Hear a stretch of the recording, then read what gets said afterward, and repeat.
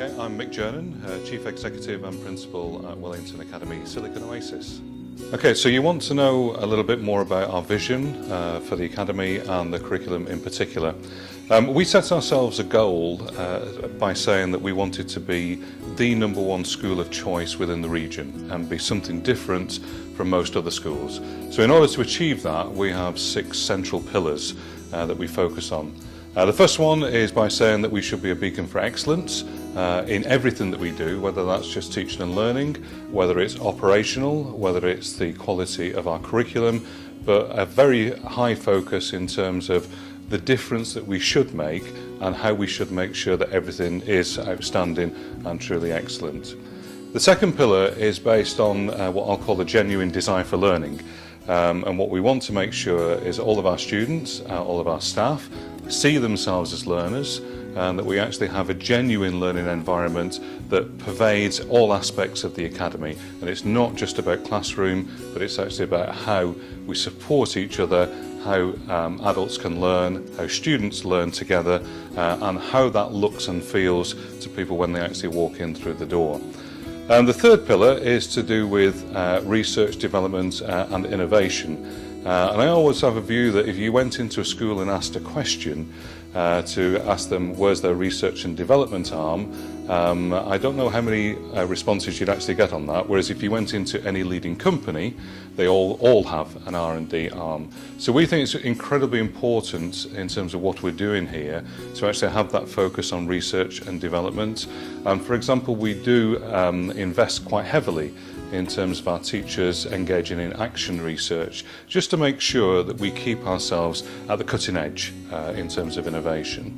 The fourth strand is then to do with parent engagement, and GEMS of course have a 3-a-day programme which is very, very successful. We wanted to take that one stage further given the size of the Academy and make sure then that parents have a genuine voice. So we've set up things like an elected parent council that is run by the parents, purely for the parents, but they influence policy in terms of the Academy. And we also take our parents engagement programme a little bit further than the normal parents engagement week. We have activities on literally every day, but we focus those activities on how students learn so parents can actually help support their child at home. Interestingly, our footfall for parents in terms 1 and 2 measured just over 9,000, which is quite incredible. The fifth pillar is about continually raised expectations and aspirations, and again we must make sure as a school that we don't fall into any sort of or have a false sense of security around what our students are like. They are very nice, very biddable students, but they still need pushing. We still need to raise their aspirations and we should expect the very, very best. And the final pillar is actually around saying that we should be a world-class organisation. And so we've invested quite heavily in terms of how we operate, the culture that we actually want to set within the Academy, and also how we measure that then in terms of a number of international quality awards. So in terms of sharing the vision and getting the staff buy-in, I think that's incredibly important. And it's not just about a leader imparting a vision, but it's actually getting people to buy into that. And I think that the way that they do that more successfully is if you're clear in terms of your rationale, you're very clear then about how we're actually going to achieve that, and then the job, I think, of a principal is to make sure that you set the climate and culture to make that actually happen. So in terms of coming in here, it could have been easy to come in to a school that had been operating 12 months and as a new principal say, this is what we're going to do. I decided to take a slightly different approach to that one, and therefore engaged all staff in a series of activities and discussions around that. We started with a mission. The mission was quite ordinary, the same that you see in any good school, and my challenge to them is how do we make ourselves truly outstanding. So we began to push around that, around what was good already, what would they like to see in terms of innovation, and then we gave them the 6 pillars.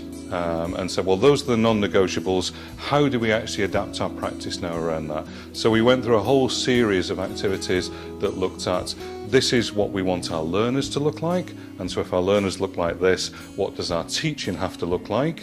And therefore, what do we then have to do with our teachers? What does our curriculum then look like? And then what does our organisation look like then to actually support all of that to make sure that we can achieve all aspects of that vision?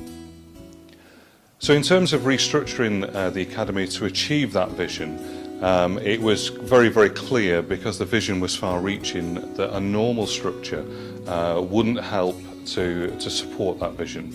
So we restructured in terms of what our curriculum approach would actually be. We wanted to make sure that we focused in terms of our competencies, and they're based around 21st century skills and personal capabilities, rather than just subject content and knowledge. And so we had to take our teachers on a journey around planning lessons and planning schemes that were competency focused, and then supported by relevant subject content and knowledge that underpins that competency and that particular scheme of work. We also looked at a different structure then in terms of lessons. So for example, in secondary, all of our lessons are at least 2 hours long. Some of those are 2.5 hours long, because we wanted to make sure that the inquiry-based approach that we were adopting would actually have, that students would have sufficient time and space to actually really delve deep into their learning and not have this sort of carousel of learning something and then forgetting about it and then coming back to it the day afterwards. In primary, we've become much more flexible in terms of the times of lessons and slots that we have available, and again, that allows that creativity then in terms of teachers. In terms of structure, we've gone for more of a university school feel. So in our secondary section, we have schools of language and communication, math, science, technology, arts, humanities, sports, leisure. We have a very strong pastoral system that goes through literally from foundation stage now all the way up to post-16. So from an organisational perspective, curricular perspective and structural perspective, we felt as though we had to do something that was very different in order to deliver the vision that we'd actually set. So do we have a USP? Yeah, I think we do. We have a stunning facility over here, there's no doubt about that. But people comment more about how the Academy feels when you actually walk into those classrooms. And I think it's that makes the real difference for us. The way that we've constructed our curriculum, the longer learning, the inquiry-based learning, creates an environment that is very, very purposeful, an environment where students really can communicate effectively about what they're learning and how they're learning, and that has a sort of different nuance to it to our visitors.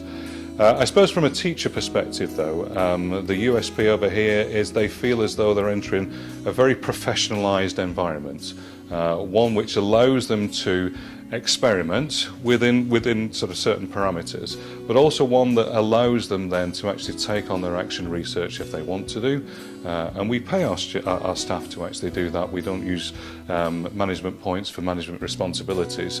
We actually develop our teachers in that particular way and reward them in that way. So I think that the environment that they walk into all creates something that's quite unique, and how those teachers and students actually work together, they're the things I think that really do sell what WSO is all about. Has this been successful? I think it has. We're still in that phase of development. We still have a long way to go, and our curriculum can continue to develop and move us into new areas. But in terms of immediate success, again, I think you see that in terms of engagement. Our student attendance is incredibly high because they want to be here. If you see their faces at the end of the day, they're buzzing with what they've actually learned. So I think from their perspective, they actually gain a great deal from this. The parental perspective, yes, certainly. We've changed parent mindsets in terms of what the Academy actually does and actually achieves. There were 1 or 2 doubts when we implemented all of our change.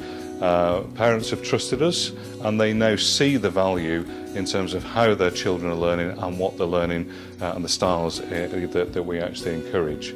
DSIB came in and they've rated our curriculum for the last 2 years as outstanding, both in terms of quality and in terms of design. So there are lots of indicators there that say yes, it is working. Can it grow and develop? Of course it can. There have been a number of challenges in terms of how we've implemented things here. One of the biggest challenges we have has been around growth. So we've added an extra 1,000 students and 90 new teachers every year for the past 3 years. That's thrown up a number of challenges around how staff settle, how students settle, but how we actually keep up our standards as well. Now our standards have actually continued to improve. We're now, we believe, on the cusp of outstanding with DSIB, and we've done that by making sure that staff are integrated, that the induction programme is very, very thorough, and the same for all of our students as well. Staff turnover has been quite low, and again we're proud of that. We believe that staff want to come here, they've bought into the vision, they know it's something different, and therefore they're here, they know they can do things that maybe they can't actually do in other establishments at the moment. So that is probably our key challenge. So the second challenge for us has been around stakeholder buy-in, and our parent group were really quite vocal when we announced all of our suggestions for our new structure and how we'd operate. We took them through a series of workshops, so again they'd have time to become familiar, but still they had a view that school was as they went to school, you know, and that's how it should be. I think what we've done by engaging them and carrying on that dialogue with them on a weekly basis, we really have won them over, and now parents are very, very supportive in terms of how we teach and what the Academy now stands for. Our third challenge is where do we go next? We've set up something that is unique. We want to be highly innovative and remain at that cutting edge. So our next challenge for us, I suppose, is around how we move towards a blended learning approach. And we've taken on the mantle of trying to lead on blended learning for GEMS, and what we're trying to do now is actually put in place blended learning approaches literally from foundation stage all the way through to post-16. Our post-16 provision, we're now piloting the entire IB diploma online and through a blended pathway, but in the same perspective we've got foundation stage students who are learning in a blended way using technology in a very, very smart way. That's been enhanced by how we've created our blended learning plaza, but the important thing is that it's not just a space, it's a place where staff, students go to learn in a different way to then take back to their normal classroom and their normal learning spaces. So in terms of schools, innovation, future developments, I think the system has a long way to go. I think schools are still rooted in tradition and maybe need to change and adapt to what the world is around them. There's a wonderful quote from a guy called Prakash Nair, who wrote a book called Are They Learning, that says schools are still warehouses for children. They just do it in more comfortable settings these days. And I think that's so true, that we ought to be really examining what the learning experience is all about. And it's not just about learning within four walls of a school, but learning can take place anywhere at any time. Technology can enable that. Schools can begin to offer more blended approaches to that. Students can work in different time zones, different time spaces. It's just that we always have a traditional approach to how we structure what a school is. So I think as school leaders, it's down to us really to influence the future, and we should do that together. We should have very, very clear views about what schooling should be and begin to impact greatly on school systems and to make sure that they are fit for purpose in terms of the 21st century.